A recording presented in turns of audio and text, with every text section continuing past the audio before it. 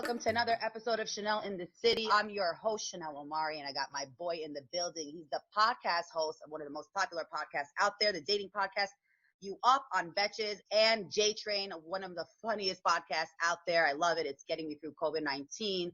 And he's a comedian, a very well-talented one. You do a lot of things, Jared. You do a lot.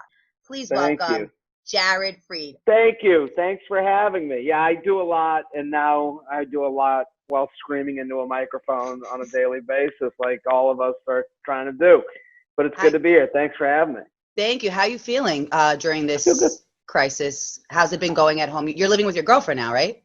I moved in with my girlfriend over the last 2 weeks, and it's been good. We're having, to be honest, like I think it's tough to admit to your own privileges, but I'm in like a luxury problem position. Like, this sucks, but there's people it sucks more for. So like, I have to say that like starting out because, all my problems are luxury issues, which sucks. Your issues are your own, but like, I moved in with my girlfriend over the last 2 weeks, and it was actually like, there was less people on the road, so you have that, it's weird to have these things where I know people are, who are hospital workers are like, they're like, my whole fucking day is just, horrible.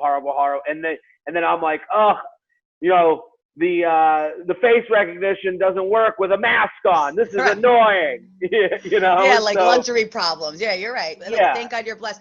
But talking about moving in with girlfriends, a lot of the listeners are asking, what are some tips that if you're getting bored with your significant other, if you're just moving in, you don't expect to be with them 24/7. So what have you guys been doing like to keep the spice up and like not get sick of each other? Yeah, we get along really well. So I hope she's not sick of me. I make fun of it a lot. Like, I try to annoy her. So like, I kind of like live on this like spectrum thing where it is fun for me to, get under her skin a little bit. So I guess like the things I do to like I do things to really annoy her that are jokes. So to kind of mask the things that are really horrible about me that kind of, cause so like I'll every now and again, I'll just go, ah! And I'll just cough really loud just to see how annoyed she gets. And I think like hearing someone do that all the time, it makes you forget that like, oh, they get the bathroom wet when they take a shower. Like that. Totally. Like your comedy relief. Yeah, I'm trying to make fun of it. Like I am an annoying roommate. Like she's a very easy roommate and I'm an annoying one. I'm dirty and don't clean up but I try to do whatever I can. Like I told her the worst part is that when you move in, I wish I think we all kind of live in this world where we wish we knew when. We wish we had like the experiences we had to tell our past self to do things differently. I didn't realize how important it is for women to feel like you're excited about every little thing. Yeah. So like she'd be like, oh my God, remember how we weren't sure what to do with the pans when they're hot? Like, I got these hot plates to put the pans on for when they're hot. And I was like, nice. Like I don't know how much. And then she was like annoyed that I'm not pumped about that. And I'm like, what do I have to do? Start like dancing around a hot plate? Ah! Like, I don't have that much energy. Like, I don't have so I think if I was to go back and re-move in, like, I would show I would figure out, because you can't show so much excitement for hot plates that it seems dishonest, but I would figure out I would rehearse how to act interested in things I don't really care about. That's good advice though for men in general out there for like, because you're right. We get sensitive and like upset if like my ex-boyfriend, he would never get happy if like I scored an audition or I got a good guest on a podcast. He's like, okay, so he's like, I can save the life. This guy almost died because he was in the medical field. He's like, this guy almost died in the hospital. So, so I get like, I know. Guys have to meet us halfway. That's a tough thing. I hope I'm not like that with her, like, career aspirations. I know what you're talking about though. Like I remember like she was like, you could tell when we were moving in, you could tell like she realized how lazy I am. Like I would bend at the waist instead of at the knees to Mhm. pick shit up, and like I would be like, oh, okay. And so at one point I was like, she was like, okay, well, you haven't really done much, and I'm like, you have to treat me like I'm a donkey. Like I am a donkey where you can load me up with gear, and then I walk it to another place, and then we unload the gear. So like, treat me very little. I'm not creative for this move. I am going to be purely functional. So I think that was like, once we got that out, it became a lot easier. It was like, oh, okay. So then she was like, you closet now. Like I just became this dump truck of a person, which I think that's like, I think it helped. You know, she's sitting in the other room right now, like disagreeing with everything I say, but I thought it helped.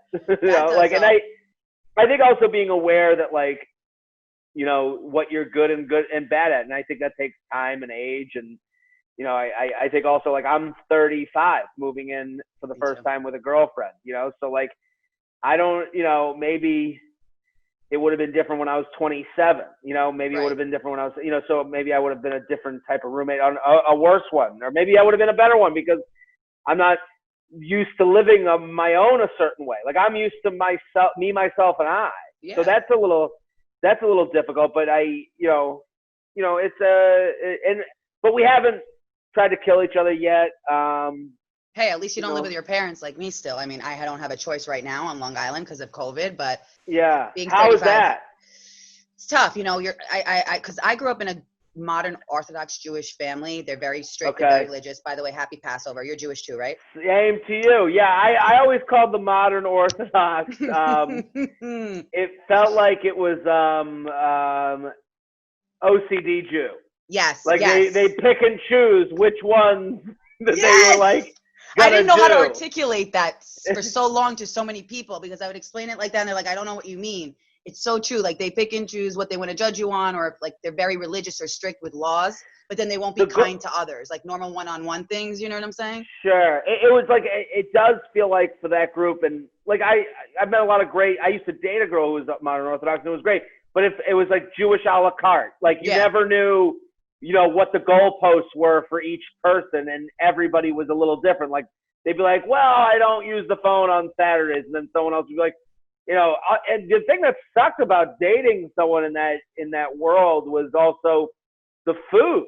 Mm-hmm. If you were going to be kosher, there was no middle ground kosher meal. It was either super expensive or like cheap and salty. Always salty, but either really high end, nothing, no like middle like cheeseburger. You know, I guess that's out, but like no like middle end. Yeah, but I mean, like, listen, if you move back with your parents now, whether they're modern Orthodox, religious or not, it's still tough, but it's more tough when parents believe in a certain thing and they want their kid to be a certain way. And look, I'm in the secular world. I'm in the podcast world. I'm in the comedy world. I'm not going to do every little thing. So it's been tough, but thank God, like you said, I had the luxury of being in their house where most people are dying and most people are in small spaces. Well, most people aren't dying, but well, yeah, you're right. I mean, like a lot of people are dying. Everyone's outside dying. Like people do call you. Do you have friends that like live outside of New York, like that are calling you, being like, so what's it like in New York? And you're like, I don't know, just quiet. Like I you know, because I'm not a nurse or a doctor. Like I think the view of New York is hell in the streets, and it's really not that way. It's not that bad. Well, you're in the city, right? I'm on Long Island. Long Island is kind of bad. Like Greatneck's the worst. But you're right. It's like, it's not like everybody's dying the way the media is hyping it up, right? Like every day Cuomo's coming on and making this whole hype, which I'm sure it's very serious, but it's not like when they're here. A lot of people like in Pennsylvania or Rhode Island, they're like, how bad is it? I heard it's so bad. Are you okay? And I'm like, no, we're hanging in. Yeah. I mean, we're also not at a hospital, so we don't know, but I just think like, it's funny that like the outside looking in, they're just like, well, they know it's the worst. So it must be like night and day from what they're used to. And it's probably not, you know, it's somewhere in between. Not to compare it, God forbid, to the Holocaust, because that's like insane, but do you feel in some way this whole thing, like I never thought this would ever happen while I was alive. I never thought, like, I think that the worst that happened was 1918, the flu, and then the Holocaust, like where like a lot of people are just dying for no reason. You know what I'm saying? Like, do you feel like this is our sort of this is going to go down in history, and we're going to look back at this and be like, this is what happened through, this is how I dealt with during COVID-19. Kind of like how Anne Frank had a diary. You know what I mean? I would never compare it but to no, that. not to compare, but like, I think there's, well, you could say, this will be a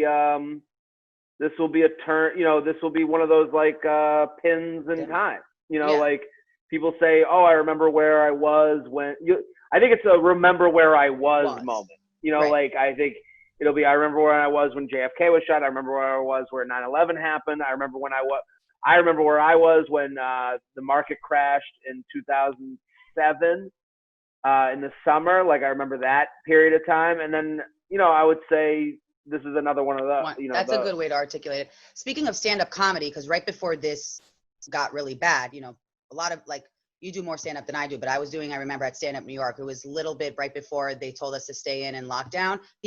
Comedians were using jokes with Corona. What's the balance? Like, how sensitive should you be? And like, how do you, when you do stand-up, how do you know like how that you're not offending someone and you're taking it too far? Because you're really good at it. You're really good at like, I guess, making fun of yourself more than like others. So I guess that's it takes stand up, one, it takes getting on stage a lot and going through it. Also, like, when I make a joke about something, it's never to like get someone, like, so I think anything can be made fun of, anything can be made funny. It's just like I think if you come from a place that like, this is how I feel and this is a perspective and you can make it fun, like anything can, I don't think anyone's like there's absolutely going to be, I've been making jokes about coronavirus on my Instagram every single day. So, and they're fun. I know you get away with it, but maybe some people like it was controversial or something, or. Yeah, I don't think, I think it's all about how you do it. And I don't think it's black and white. It's more like, you're talking about like, again, when we started this, I told you I have luxury issues. Like that's what I talk about. I know what I like talking about. I know how what I like making fun of. So like talking about dating and coronavirus, talking about like moving in with my girlfriend during this, and like, and also like, I don't think I think a lot of the world on Twitter and social media is in this. I heard this somewhere else, and I use it a lot, where it's like, if you say I love chocolate, someone else, that means fuck vanilla. That's not the case. Right. So just because you say one thing about, joke about one thing in coronavirus doesn't mean, well, fuck the people who are passing away. Like that's not, right. So, and I think, and honest, and when I do a joke about something that's going on in the world, it's never with the intent of saying, I don't say one thing to make another person that has nothing to do with it feel a certain way. So, and I hope that it comes off. Yeah, I love that. Let's talk about actually, so U Up, it's one of the most successful podcasts on Betches, but also in general. How did you get involved in that world? And did you ever think it would become this big? Where like people literally, you're like the Bible for dating. Yeah, right? So, so that's how I would say I appreciate that. I wanted to get bigger. I think I started the JTRAIN podcast like 7 or 8 years ago, and when I started it, it was just like gonna be it was the TFM podcast, and it was making fun of like stuff on Total Frat Move, and I partnered with them, and I love listening to podcasts, so I enjoy them. So I took a lot of different things from podcasts I listen to, and one of the podcasts I listen to does a mailbag at the end. And I had already been writing at Total Frat Move, and the audience knew me a little bit. And I wrote about dating a lot just because that's what was going on in my life. And then people at the end of the show would send in questions about dating. And we started getting so many emails that I just turned the whole show into a email and advice show. So lifestyle advice. You could send in anything to JTRAIN. The Betches have always, I met them through other friends, and they've always been very nice to me, and we've always had a good working relationship. And they all called me in, and they're like, and they had been guests on my podcast, and I helped them start their podcast, Betch Slap. Wow. And then I, just like put them in touch, like didn't do much, but like enough to like show that, like I was showing them, I'm like, there's something here for you guys. You guys would definitely love this space. Mm-hmm. And then podcasts started getting more and more popular, and they were like, we want to start more. And Betches called me, and they're like, let's start a dating podcast from the guy and girl perspective. We want to get a man and a woman talking to one another about dating in an honest and respectful way.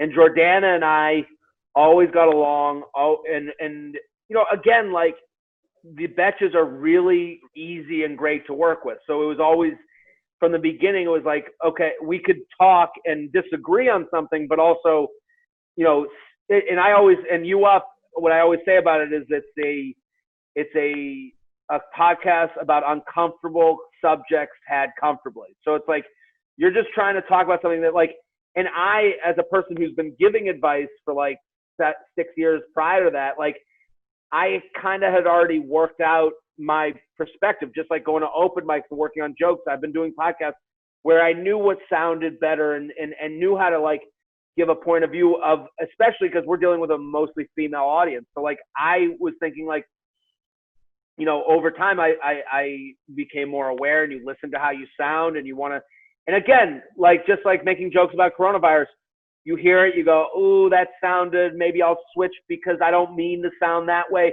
Same with, you know, talking about dating. Like I think from a guy's perspective, like right now, you know, if you're looking for dating advice in a public forum, like there's only like asshole guys who are like, oh, you go to fuck a bitch, you know, like those guys. And then there's like good looking guy who doesn't really like deal in the real world. And then there's like celeb guru. And I'm like, I'm not. Well, you're counted as a celeb now, you know, at this point. Well, right? I wouldn't say that. I mean, I would say, so people would always be like, oh, so you're a dating expert. I am in no way a dating expert. I'm just someone that is going to give you a very vulnerable and honest answer to the questions that you give from my own personal experience. I can only speak. And what I always say is like, I'm the guy you dated. I'm the guy you dumped. I'm the guy who dumped you. I'm your cousin. I'm your brother. I'm the guy you work with. And I'm just, most people are, and this is a tough thing to admit, we're all 10% away from each other. So if I feel something, if I feel the way I feel, whoever you're dating is 10% away from me. So I'm not saying I know the answers. I'm just saying you have the experience to probably have a gut feeling saying 90% chance if he's not calling you, he's not that into you. Kind of simple, or here's the reason why he's not calling you. And I think, like, you know, there's been like the he's not into you was a great first period of time. But right now we are, especially with technology and dating, we're in this specific time period where you're face to face with answers you don't want to deal with. Like you know, now we call it ghosting. It used to be, you know, before it was called, oh, it just didn't work out. Right. Why did it go from didn't work out to ghosting? Well, it went from didn't work out to ghosting because now you see the person it didn't work out with every day on Instagram stories. Now you see them posting tweets. Now you see them on Facebook. So they're living. They're alive. They're very much, they're very much telling you right to your face without saying it, I don't want to text you back anymore because I don't want to be with you. And it's like, that's very hard. And I think so a lot of people are looking for answers to that. And you and I are around we're the same age. So we grew up, like we go to college, Facebook comes out. Then people are like looking up who they hooked up with over Facebook. And then all of a sudden we get out of college and there's Twitter and we're, you know, doing tweets. And then all of a sudden dating websites, they go from this like thing nerds use to like everyone kind of uses to your parents paying for it. So then all of a sudden we're swiping. And now we're on Instagram and Snapchat. And it's like, you and I have grown up with these things. So we've gotten used to them. And so we have a knowledge of it just by living through it that our parents don't have. So you can't, so I think U Up has become successful because, you know, you can't say to your parents, well, we had a snap streak that he broke. Why? And they would go, what the fuck are you talking about? Right. It's either like, why didn't he put a ringer on your finger 2 weeks later if he wants to have sex with you? It's like, it doesn't work like that anymore. Yeah, and it's frustrating for us because you go to your parents and they go, what? They look at you, just like you said, like, what are you talking about? So you're not bringing him over? And you're like, no, that's not how it works. And you end up fighting with your parents about it. So it's difficult. So I think U Up has kind of like, you know, everything's about timing, dating, and podcasts. So I think it kind of worked out that way. I think, yeah, you make us feel comfortable with the uncomfortable, because even me, I'm sitting home and I'm listening to your podcast. I wouldn't, like, even if I shared that with my parents, they wouldn't understand. So for me, I feel like you guys understand me. So I'm getting the advice from you instead of going to my parents saying, what do you think? That guy didn't call me. They're never going to like give me the right advice. Also, dating's pretty lonely in general, even though it feels like it's a connective thing. We all don't really talk about, like when we started U Up, the most surprising part was that I didn't get like a lot of hate mail. Like I thought I was going to get like these people saying that like I was a disgusting piece of shit. And it's been the opposite. It's been a lot of women that feel like they're getting lied to right to their faces. And finally they're not crazy for thinking the feeling that they had. And I'm there and Jordana is there to like put it into words where I can ask her any question and she can ask me any question, and neither of us are evil for giving the honest answer. Why do you think guys have a hard time being honest, and it's easy for them to make women feel crazy? And I could give you a couple of examples, but and just in general, give an example. An example is, so let's say I've dated a couple of guys before, and I showed maybe too much love or vulnerability or how much I like them. And instead of just breaking up with me the nice way and saying, look, you're a great girl, I just don't think this is going to work out, either they would ghost me. So the psycho that I am, I'd want an answer, right? Because I need an answer for everything to make sense. And, or they would just tell me like, they would use really mean language. You're a bad person. So you're like a prince. You're this, you're that, even though they weren't true. Things that make you feel bad about yourself. Sure. Not good enough. So you're not crazy at all for wanting an answer. Like, I think that's totally normal, right? Like all of us don't want someone. And I think with every relationship, male, female, whatever it is, there's one person that's being totally honest. Mm-hmm. I think when there's one person being honest and one person that's lying, there's the lying person and the confused person. So it's like the confused person is always being honest. The liar is never confused at all. Yeah. Because they know the thing that they're hiding. They know the thing that they put under their coat to try and sneak into the restaurant. Like they know. And so when you go, well, what's under your coat? They go, nothing. Why would you even ever accuse me of such a thing? It's just such a power position to be the one that knows. And when you say like, I got ghosted and then I want answers, the reason people ghost is because there's no good answer.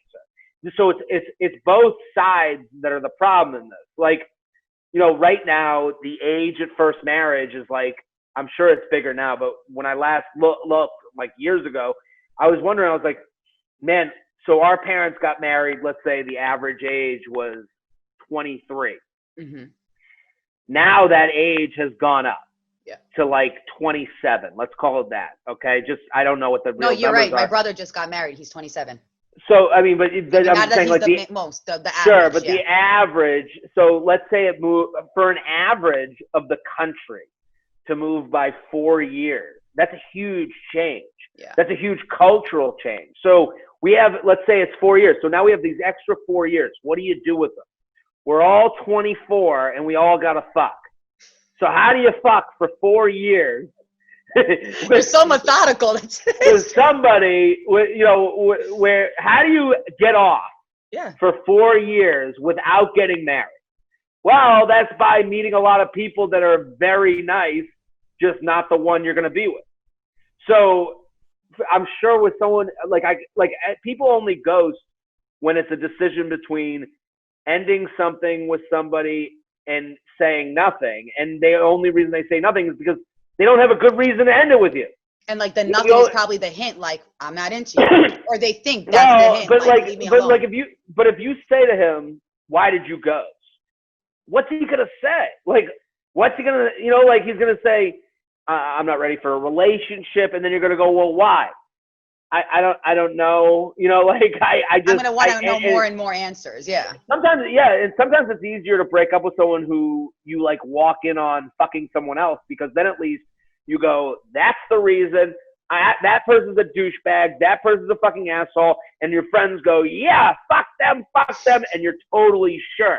The hardest people to break up with are the people that you're like, that's a great person. I'm just not, putting it together.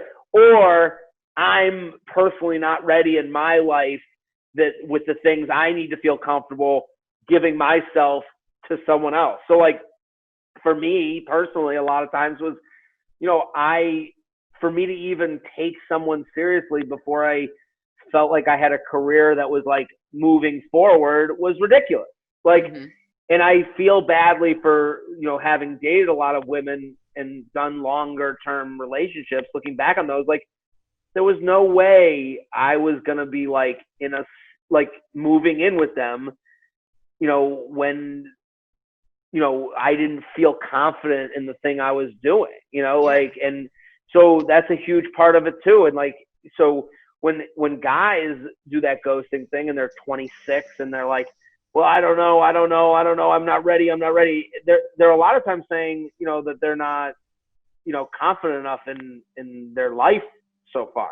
And, women get a lot of credibility for, Disney princess movies and the way society, men don't get a lot of that societal stuff that we give women. I'm not saying it's hard to be a man. Like, I'm not making that claim. I'm saying you're right. We're just not giving that type of credit. Like, you grew up a whole life where your dad was the provider, and now you're 26 and you're being told marry someone, and you're a failure if you're not that type of provider that your dad was.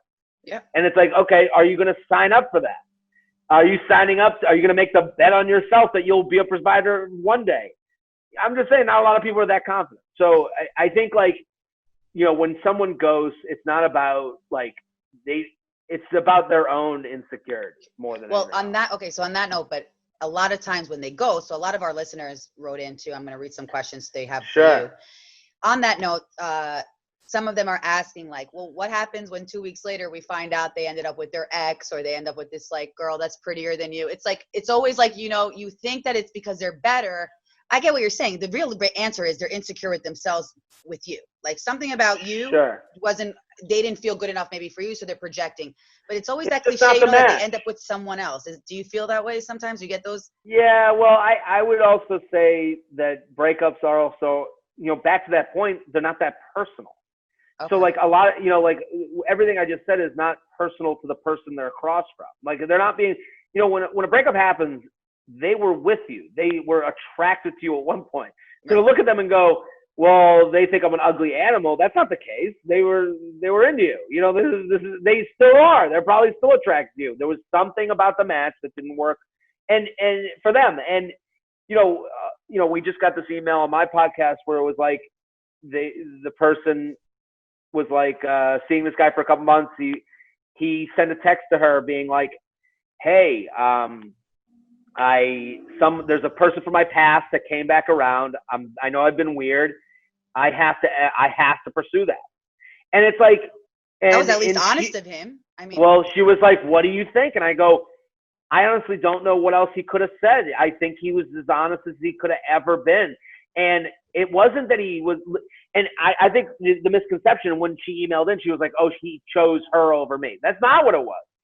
We all have people from our past that hold certain, have certain holds over us that never got to be pursued. We also don't know, like, is she the one that kept saying to him, no, we're just friends. No, we're just friends. Then all of a sudden she couldn't have him. And she was like, well, actually we should be. You don't know. You don't know what's going on. Like, we all want to say, like, I was always, my dad always was like, you never count the money in other people's wallets. And because you just don't know. You don't know what they're spending. You don't know what how many houses they have or whatever it is, or the debts that they have. You have no idea how they run their wallet. I think the same goes for people's, their heart. Like, you really don't know what's going on. Like, and I know it feels that way. From the one side, you go, well, I guess I wasn't as pretty as her. There are guys out there. Go on YouPorn, go on Pornhub, go on any porn site. Go look at the categories, okay? The categories, there's foot porn. Someone's into feet, okay? So prettier, not prettier, what are we fucking, you're someone's foot. So, like. Right, but it's like what you said. It's not like you're not good enough. It's just that it's somebody, it's just that It's just that You somebody don't from their know. past it's just at least the guy should be honest though. Cause like a lot of ex-boyfriends will be like, it's you're the problem. And then they'll hang out with their ex saying, well, you were the problem. Just be honest. Like this guy was on your podcast. I think that would help us women be like, you know what? I can forgive him easily. I can resent him less. Yeah. I think also a No? lot of women will, I agree. I think a lot of women though too, like with the ghosting thing, they'll go, I guess he ghosted me, looking for everyone, like, and you're like, well, why don't you just text him? And then they'll go, no, he ghosted, it's over. And it's like, they don't want to hear the reality. So like, and they think it'll hurt so much so it's like, it's a two-way street. It's never one person all the way. I think also if you, like, when people get ghosted, I'm always like, hey, why don't you dump them? Why don't you close the door to them coming back? So I think the thought is like, well, what could have been? What, and it's like, it could have never been. That's not ever going to happen. So during Corona now, let's say people started dating before this crisis, like a week before. I have a listener, and this is a similar situation to me too. This girl, Jamie from North Carolina, is saying she started dating a guy. I'm going to read this here. Hey, Jared and Chanel. I started dating this guy a week right before Corona and quarantine lockdown. We had a great time. We went on 4 dates. And now that we're home, we're FaceTiming every day. But he knows that I'm a writer and he's a writer too. And he's saying that he texts me every day and he's asking me like to work on career stuff, on movie stuff. Does he like me? Will this work out during quarantine? Like, please advise. I guess it's like, can this work out during Corona? Like, even though they haven't been physical and they haven't been, and he's texting What does the her, writing stuff have to do with it? I guess because she feels like he's only asking her to write every day when he texts her. She doesn't know if he's into her. This happened to me similarly. A guy I dated before Corona. We are still seeing each other, I guess, over FaceTime and Zoom and phone. But it's like I don't know how he feels about me because he doesn't tell me. I mean, he's calling me every day, so I think that says something. But I could understand. I mean, she doesn't know. I guess. I think a lot of people try to look at, like, they try to use like a scorecard mentality for whether they should stay in something, like where it's like, well, he called every day this week and he FaceTimed and he texts me every day and he says good morning. And I think that's kind of the wrong way to go. Like, I think that's putting your taste in their hands. And it's like, okay, did you enjoy the like, I always like, if people are like, oh, I went on a first date with someone, I don't know if I'll go on the second date. It's like, okay, well, did you have a good time on that date? Did you have a good time on the Zoom? Did you have a good time on the FaceTime? Was it real conversation that fulfilled you inside? Or did you walk away from that going, I could have had that conversation with anybody? At a certain point, you have to have your own taste. And you have to be vulnerable enough to admit to that taste, to have it fucking, blow up in your face. And that's the reality of life and dating, is that, 9 out of 10 of these aren't going to work out. And that's okay. You're going to feel hurt, but you're going to come right back. You'll be fine. So, like, to this person who wrote in, like, are you enjoying the interactions you're having? That's a good way of looking at it. Like, and if you're not, be okay with saying, okay, this isn't the guy. Like, right. I don't think anyone, if you're starting at, does he like me? You're already wrong. You should start at, am I having a good time? Love that. And if you start there, then you might say to yourself, and knowing that you were fine before you met this person, you'll be fine after they leave. And and I think it's okay to, believe me, I've been in that position where I'm like, do they like me? I'm not above that. I'm just saying, you can, like, if you wrote that down and you read that to yourself every day after every interaction, it would be a lot different than going, well, I haven't heard from them. Like, you'd be going, hey, I want to talk to that person. You wouldn't be going, why haven't they texted? You'd be like, oh, I should text them because you enjoy the interaction. But maybe you don't. I think a lot of people have to, like, forget this idea that, like, I think a lot of people are like, their goal is the relationship. But your goal should be the right person. I love that. Figuring that out. Like, and to, like, most of the time we're, like, looking to keep score when we're just trying to keep someone so that we don't end up alone. And it's like, you're not going to be alone. There's a butt for every seat. Someone's going to find you. On that note, do you think guys should text girls first or should be the only one like you said, or No, can we text I think you?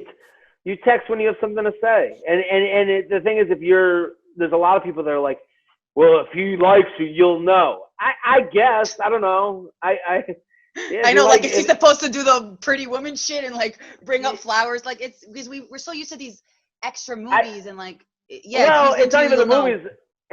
No, but like you can, I think that saying has been used as a crutch for people. Mm. You can say, hey, this was fun. Let me know the next time you want to FaceTime. And then next week he's like, hey, let's FaceTime. It's been a while. I want to catch up.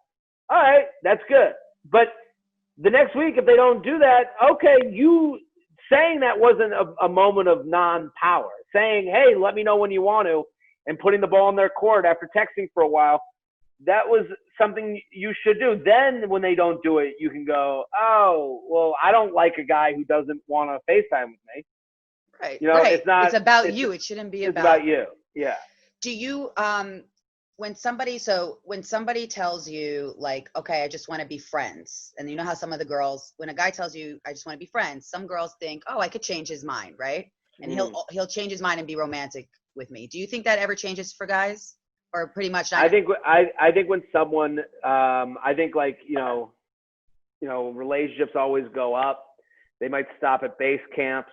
They might camp out for a while up the mountain, but they generally get to the top, or they go back to the beginning. So I think when someone's like, hey, we should just be friends.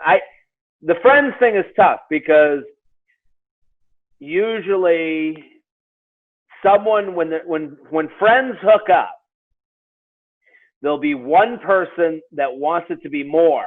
Yep. And instead of saying that, they'll go, I don't want to ruin the friendship. Yeah. And the other person who doesn't want it to be more and just wants to hook up forever will go, that's a good point. We shouldn't ruin the friendship. Let's just stay here where we kind of fuck every time we're drunk. So I think they're both lying. Like, I think you have the person who's like, well, when you say I don't want to ruin the friendship, it's usually going, hint, hint, I would be in a relationship though. Mm-hmm. You're looking for the other person to make a move. So and then then there's this thing where like a lot of guys will do this where they'll be like, they'll speak in romantic terms. They're like, oh, you're right. We could never let our friendship end. And it's like, yeah, you're still getting blown, like who get, Exactly. Do you think it should be though? Here's the thing: we get these books like he's just not that into you. It should be simple. The guy is gonna let you know, like you said. I mean, I don't know how much.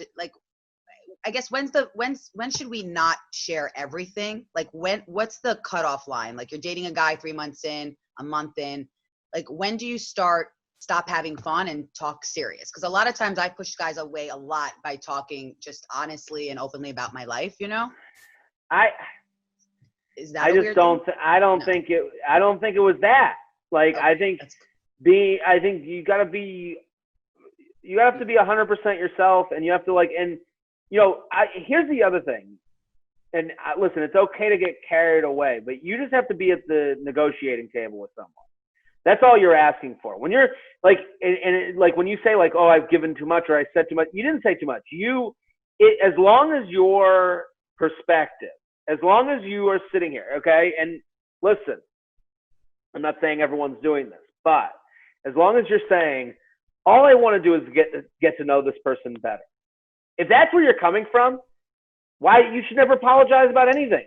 I've never like looked at my friends and been like, can you believe this fucking bitch keeps texting to see how my weekend was, and then she wants to like get together? Like, oh, are you?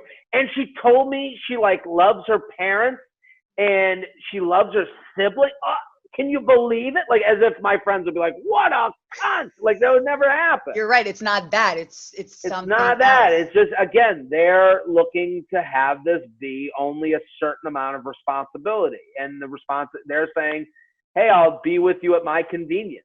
And then the minute you become inconvenient, they're like, they get weird and they start not texting. And a lot of this is negotiation. Hey, if you met someone at a bar, it's always negotiation. So it's like, if you met someone at a bar, you'd be like, take my number. They take your number. Great. We should go out sometime. Sounds good.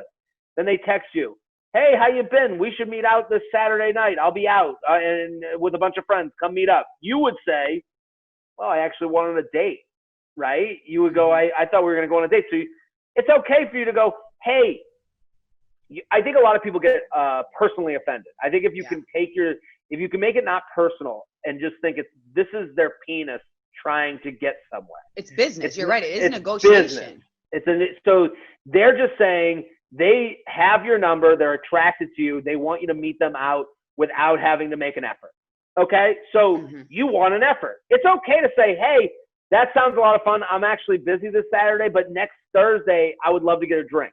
Now you've come back to them with a counteroffer. You're saying, I'm attracted to you too. Okay, we both agree on we're mutually attracted. I'm not going to fuck you after a drunken night on a Saturday night. Right. That's just not how I am. That's okay that you want. Now you're negotiating. And he will either meet you at your and go out. But I think like that negotiation never ends. That's what I think. That's what people like are fools to think. They're naive. They're going, well, like I'm still negotiating with my girlfriend. That's what I was gonna say. Even when you're in a relationship, right? Yeah, like she wanted to move in, and I said, and I wanted to move in too, and I said I wanted her to come to my place, and I have a place in Harlem, so I was like, come to Harlem. She was like, I love Harlem. It's awesome. It's great, and she was like, but I want to, I like living downtown. I want to be around my friends. And I said, okay, let me try but I'm still at the table with her. Okay, I can't move. And I said to her, I go, I can't move in right now. I'm not going to pay rent for 2 different places. But I'll start, finding people that are going to try and sell my place in Harlem or try to, and then it couldn't get sold. So I was like, okay, well, I'm kind of stuck. I'll put it for rent. Let's see if there's anyone there. Found a renter in like 2 hours. I was like, okay, now, like I was put at it wasn't effort. Like you're putting effort at least to like make that move. But there was never a point where I was like, there's a small part of you that's like, okay, it's time for us to do this. It's time for, and Jared, you got, and I have to come to terms like, hey, it's time for me to do this. I want to do this. I love this person. We have the best time together. This is a big change for me personally, like letting her know that, and we talk about that. But there was never a point where I just was like, stop that negotiation. Like I think like, and figuring it out together and saying, and it's okay to say no to things, but still love the person. So I think a lot of people, and this happens in the beginning of relationships, is, saying no to someone doesn't, and what they're looking for doesn't mean that you hate them or that they hate you. It just means that you're sitting at the table trying to get to a common ground. Yeah.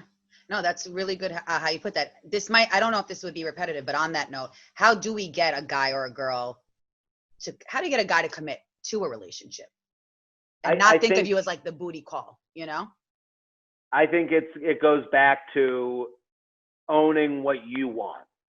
No guy's going to stay with you because you fucked him. And it's like and I'm not the first person to ever say that. No. There's also I totally. You said it actually the best way. The best way you said it. But then the other thing is no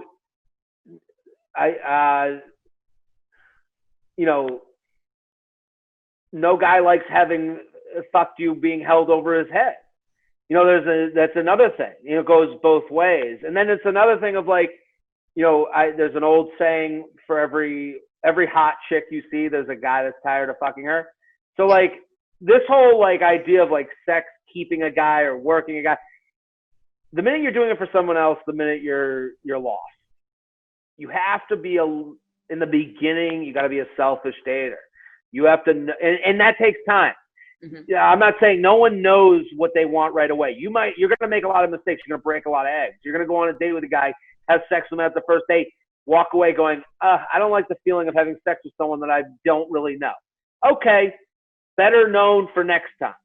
Like I think a lot of people, like I get a lot of emails from women where they hold themselves so, they're so hard on themselves for the things they did in the past. So like, if you go out with a guy that you had a great time with and you ended up having sex on the first date, because women do this to men. Women will go, well, he's the fuck boy, and he's the wedding marriage material, and women love, they do that with their friends. They love too. labeling, yeah. They love a label. They'll go, oh, and she's the party one, and she's the one who gets drunk, and she's the mama bear of the group. Like the women do this all the time. I've never labeled my friends. I've never thought of my friends in those terms. But so they do that to themselves too, because when the finger points, there's three pointing back at you. So when a lot of women, they'll sleep with a guy on the first date, and then they'll go, I kind of liked him, but now but I slept with him, so I'm just this hoe. And it's like, no, you can text that guy immediately and just be like, hey, that was a lot of fun. Let's do drinks again next week.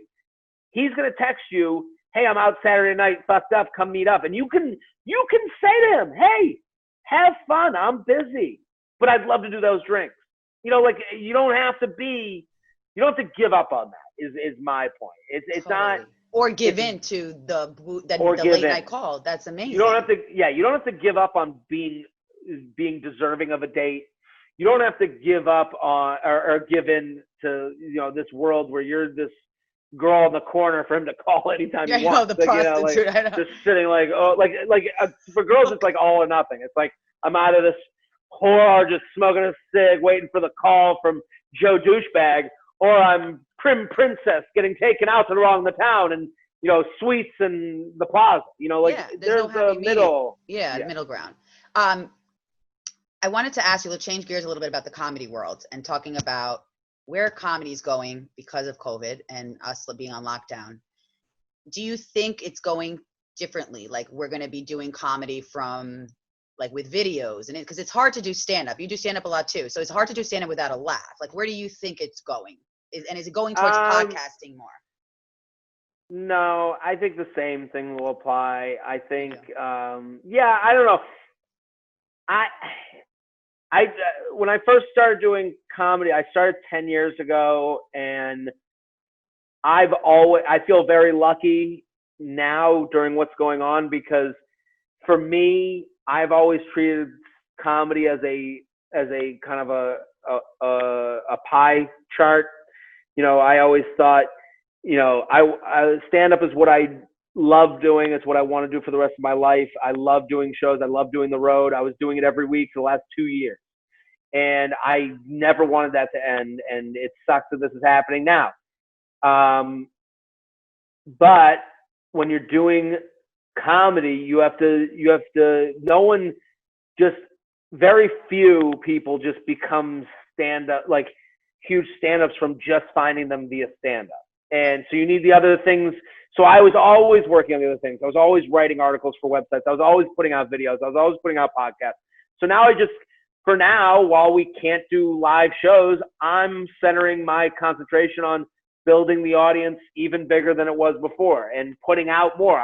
My podcast is now daily. U Up is still going. I'm putting out videos every day. I want people to be foaming at the mouth to see me live, because I am a good stand-up and I do it every night, and I work on that as hard as I work on anything else.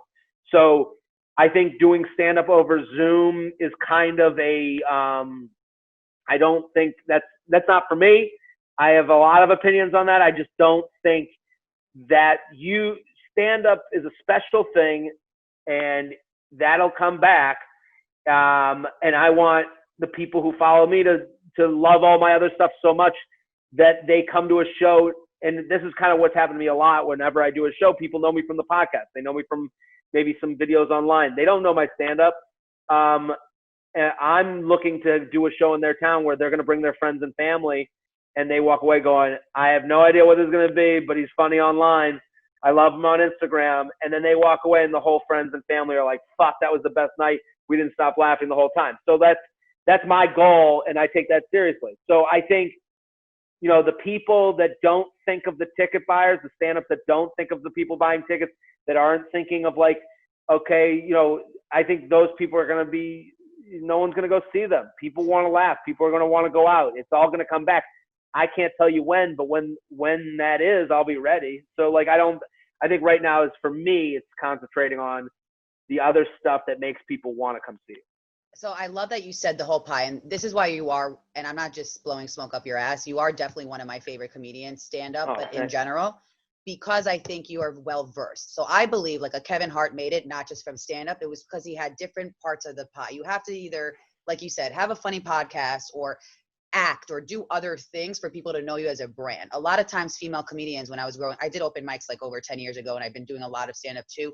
Not as much probably as you and some of our peers. So some people would be like, you know, you're not really a comedian. Even though I would do caricatures or had like, I was on shows or whatever, just because I don't have a Netflix special or whatnot. Do you believe in that? Like, do you feel that's just more of a bullying mentality? Do you think anyone can really do whatever they want? No, what is this whole, like, in the comedy, what is this earning your dues though? Because everybody's earned their dues in different ways. Why do you think people say that? You're not like that at all though, by the way. That's what I love about you. Oh, I do. I hope I'm not. No, I think, not at all. But I think, you know, for stand up, I think anyone you know, I know, it takes work. No one just goes on stage but the whole trick is to look like you just jumped on and decided to have a conversation with the audience. That's all. That's what makes stand up such a fun thing. Is when it's great, it's you feel like this is the first time it was ever said and performed for you. So I think like there's a lot of people that will just jump on stage thinking that's what it takes.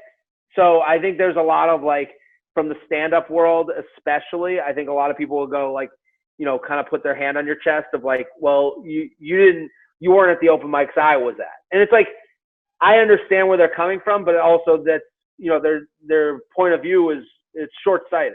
Right. To think that like, you know, but also again, the truth lies in the middle. You know, I know who I see on a nightly basis, you know, like, and for me, it takes being on stage. Right, the nightly basis. That's when you know who the biggest comedians are.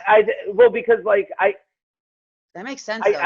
But also, you know, it's hard. It's hard because there's definitely people with Netflix specials that don't go on stage every night. Right. So you're like, but is the measure of a great stand-up a Netflix special? I would say there's plenty of really amazing comics that don't have a Netflix special. Like, you know, so to me, I don't like to look across. I try my best. That's only human to do that. I think we all do that in anything you do. But, you know, for me, I've always lived by like, if I have a new minute a week, that's 52 minutes in a year. That's a new hour a year. And if it's a good 20 minutes, at least I got a good 20 out of the hour. So like, I'm just trying to like inch along that way. And again, back to what we talked about at the beginning, everyone's 10% away from each other. So if it takes me 52 weeks in a year to get 52 minutes, I would assume that's what it takes a lot of people to do it. You know, so I don't know. I don't know if that's I don't think people should no. I just think that it's that's actually encouraging people that want to do it. Sometimes I think with open mics it's tough because you're getting feedback from other comedians instead of a crowd. So it's better to bomb in front of a crowd, right? Because then you know, that doesn't work with the majority. Because comics can be critical, of course, because they want to help each other perfect their craft more, obviously, you know, whether they're watching out for each other or they're threatening, whatever it is. I don't know. But also comics hear the most jokes. So if comics laugh, then you know you've hit a nose that they haven't heard before.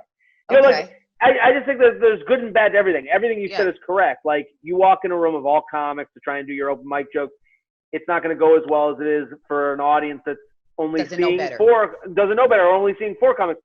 But, you know, sometimes those audiences that are only seeing a few give you the opportunity to be more of yourself, to perform more. I remember I used to go to this open mic. When I started doing open mics,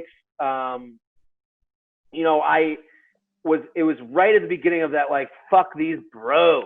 Like, they just, like, that was like the phase. Like, and I would go into like a open mic in Queens, and everyone would look at me like, it felt like the music stopped. And I was used to hanging out with guys who were in my fraternity, guys who looked like me. Like, I'd never really hung out with anyone that didn't look like me. And so I had that same mentality. I'm like, oh man, this is kind of weird. Like, they're looking at me like, you know, they're judging me in this way. It's kind of weird. But then, you know, I went to, and I was doing it. I'm doing it every night. And then I went to this open mic at the Duplex, which is a gay bar. And it was so much fun because the energy was a performative energy. Like, Right. and in those Queens bars, it was like, read the words and you have to act like you're struggling every day and nobody will date me. And I'm going on stage trying to talk about dating stories. And they're like, well, fuck this, bro.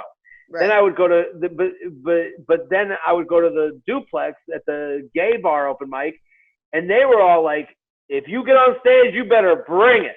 Right. And you're like, and I'm like, oh, this, and I would always, what I realized then was like, the answer isn't one or the other. It's a combination of both. You have to be able to trust in what you're trying to say, to go, okay, I see what the miserable asshole nerds and queens are thinking. I also see what the gay guys at the Duplex are thinking. I want to be somewhere where I could, in some world, they're both right. Right. But that's where the practice of that's the where open mics.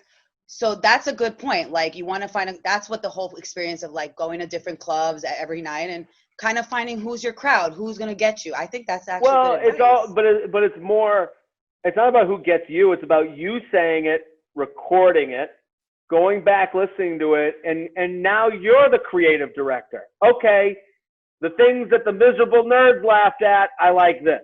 The things that the fun gay guys laughed at, I liked that I did this. And putting them together. Like, I like comedians who are physical. So I want to be physical. I love being physical on stage. So, the physical stuff looks ridiculous in a room full of miserable people.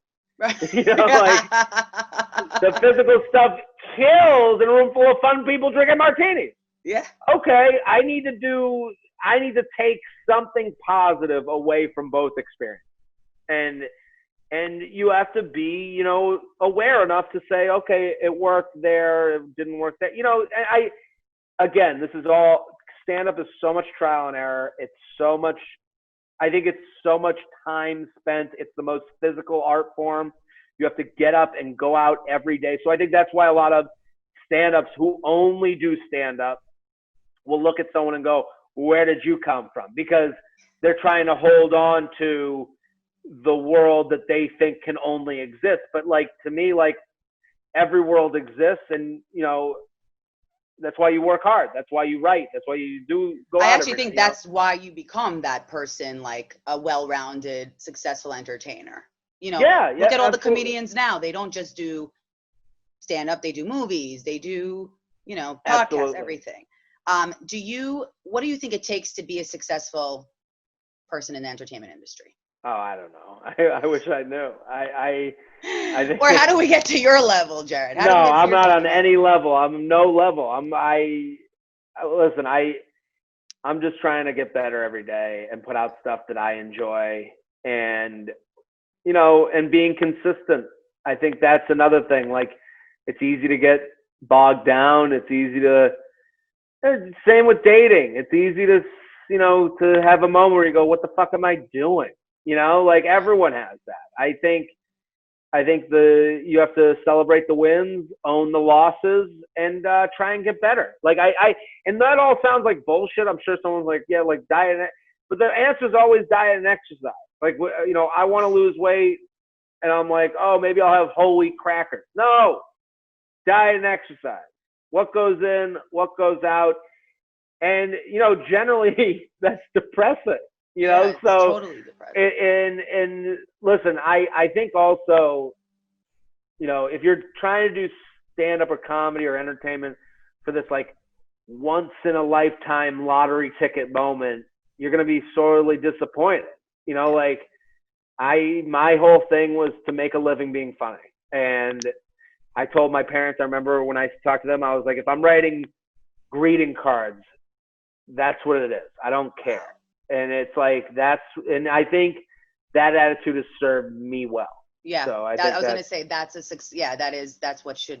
what it should be about. Not about the fame or the money or the, everybody's going to love me. I have a lot of followers. I feel like you didn't think that when you came into it, right?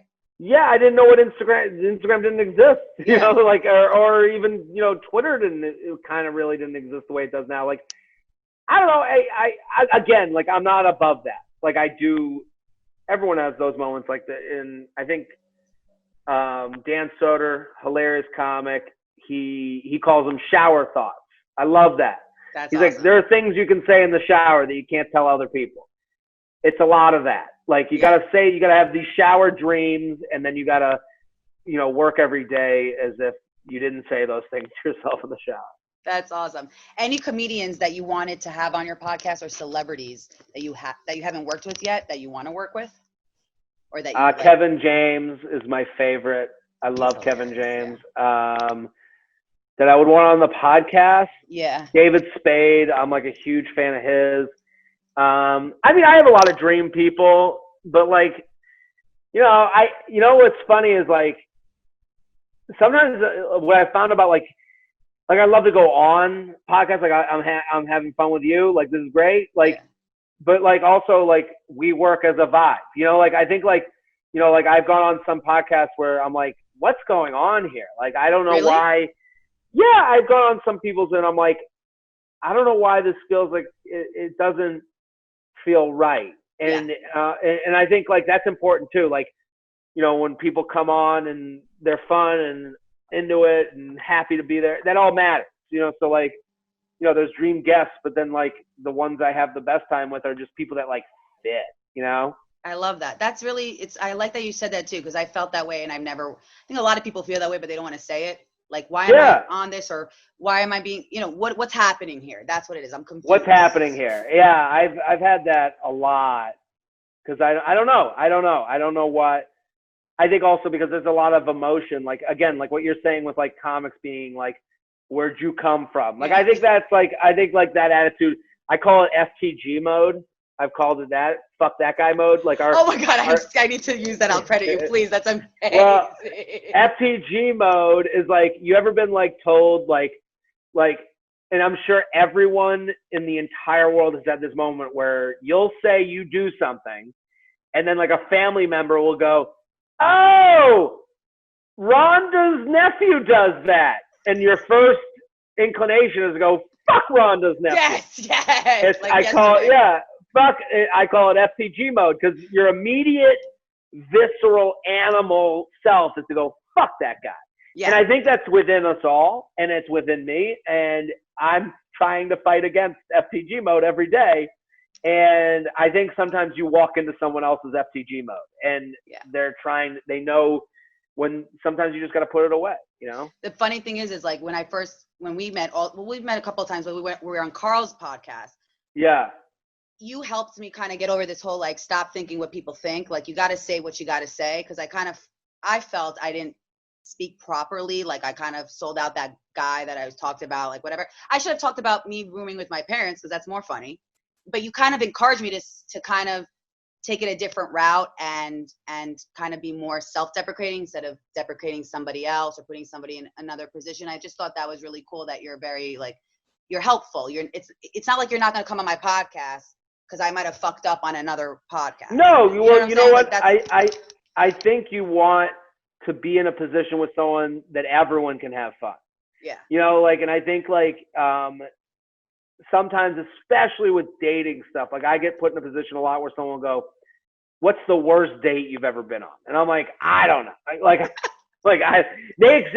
Sometimes like, I remember like someone was talking to me about dating stuff and they were like, well, we want to hear all your awful stories. And I'm like, I don't have that many awful stories. To tell you the truth. Like I pretty much enjoyed everyone I've gone on dates with. Like I've had some ones that I was like, this isn't for me. And that's more boring.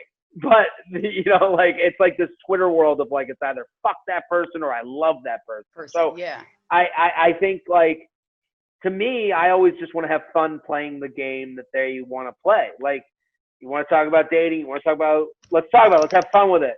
Let's answer some emails. I think sometimes in the dating stuff, it's a lot of, like, well, there's got to be – because I'm sure there's some dating stories that are crazy, but how many times? How many? How many?